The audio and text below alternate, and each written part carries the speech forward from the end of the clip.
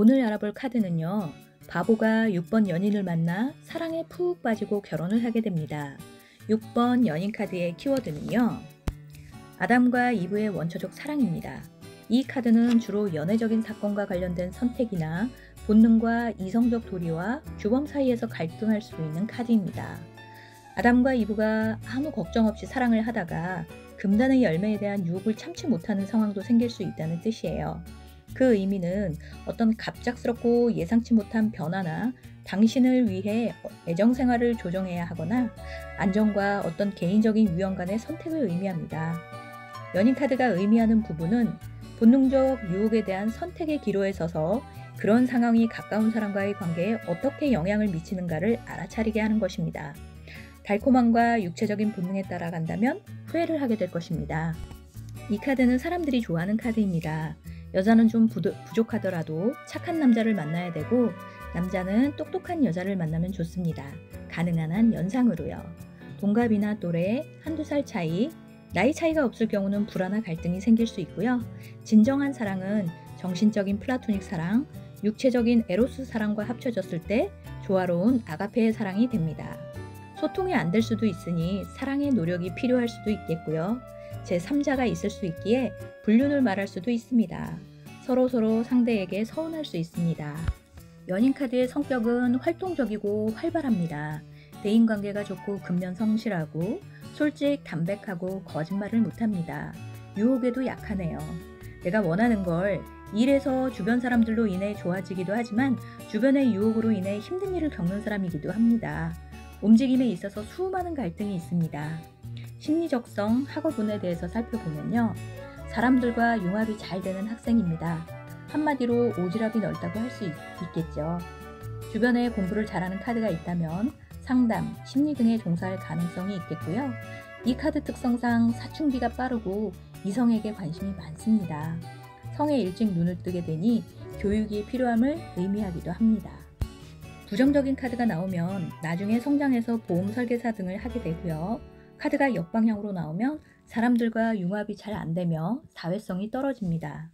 애정운을 살펴보면요. 주변 유혹으로 인해서 선택의 갈림길에 있으며 한 사람에게 마음을 주지 못합니다. 진실한 마음을 보여줘야 합니다. 유혹에 약한 사람, 섹스나 스킨십에 갈등을 많이 합니다. 은근히 야하기도 하고요. 급하게 이루고 싶은데 싫어하지 않을까? 갈등하는 카드고요. 연애 중간일 때는 또는 시작했거나 오래된 연인일 경우에는 갈등 상황에서 친구처럼 편하게 알고 지내거나 내 연인이 되거나 일적으로 움직이다가 유혹에 빠져서 이루어질 가능성이 많습니다. 오래된 연인일 경우에는요.